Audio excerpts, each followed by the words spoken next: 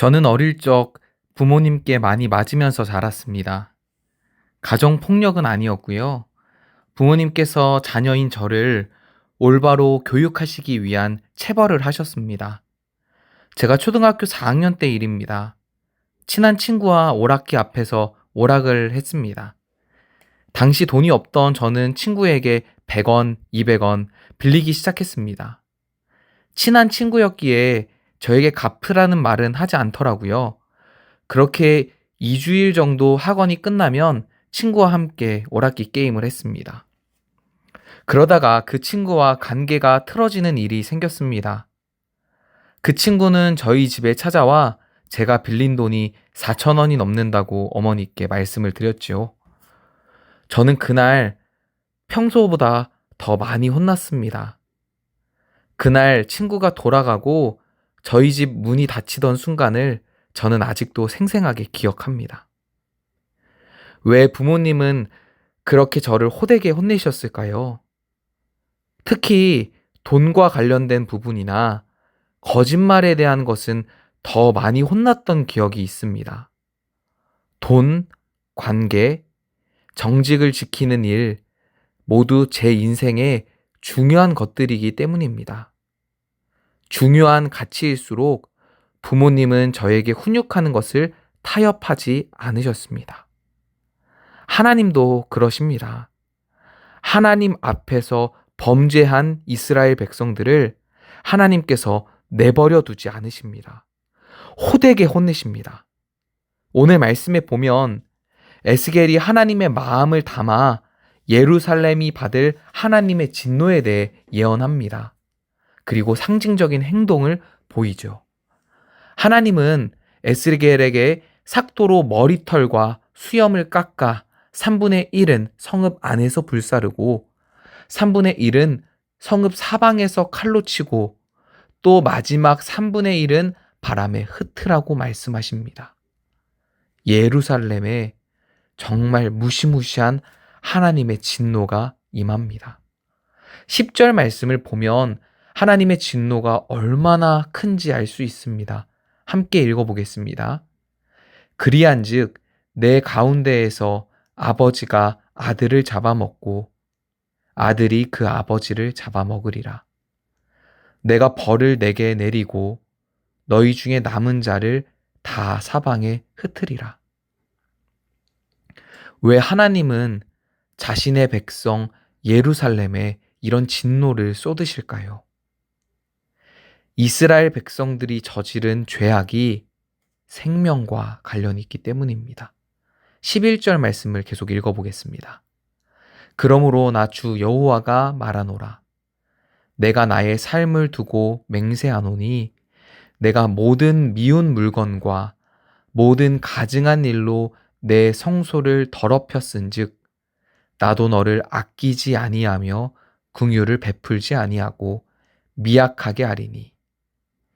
예루살렘에 하나님께서 진노를 쏟으시는 이유, 그들의 죄악이 그들의 생명을 망치는 것을 하나님께서 더 이상 두고 보실 수 없었기 때문입니다. 특히 성소를 더럽히는 죄는 그들의 생명과 관련 있는 죄악이었습니다.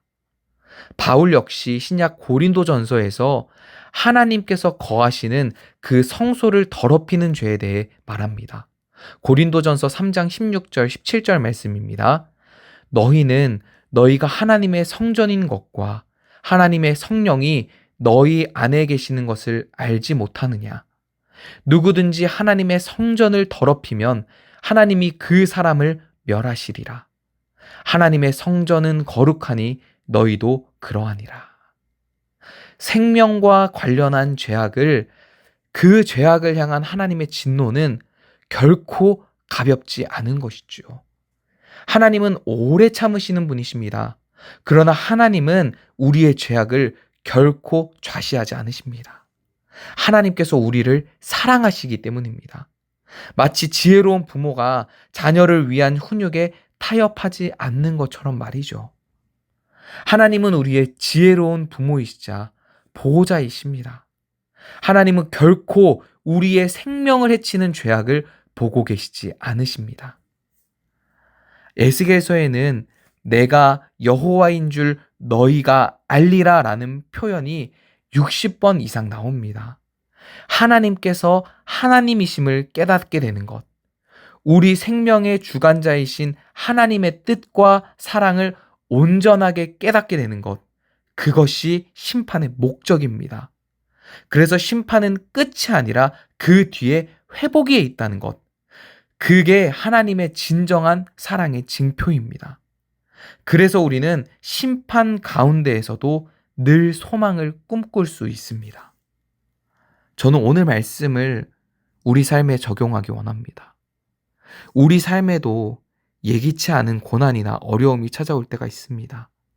가끔은 그 고통과 어려움이 너무 커서 혹여나 나의 죄악으로 인한 심판이 아닐까 생각이 들 때가 있죠.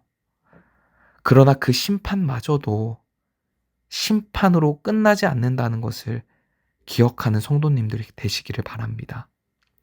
사랑하는 성도님들, 병이 들면 치료해야 합니다. 다시 살기 위해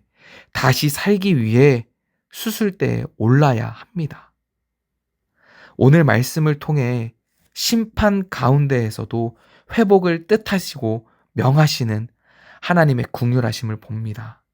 하나님의 마음을 아시고 그 사랑을 아시고 가장 고통스러운 수술대 위에 우리를 대신하여 오르신 예수님을 기억합니다. 그리스도인인 우리는 오늘도 그 예수님을 따라갑니다. 오늘도 우리의 삶을 하나님께 온전히 내어드리는 하루가 되기를 바랍니다. 기도하겠습니다. 하나님, 우리를 사랑하셔서 우리의 죄악을 결코 그냥 두지 않으심을 배웁니다. 하나님, 우리 속에 정한 마음을 창조하시고 우리 안에 정직한 영을 새롭게 하여 주십시오. 특별히 오늘 말씀을 들으며 우리 안에 깨어질 부분들은 깨어지며 순종해야 할 부분들은 순종하는 역사가 일어나게 하여 주십시오. 우리의 창조자 또 구원자 되신 예수님의 이름으로 기도드립니다. 아멘.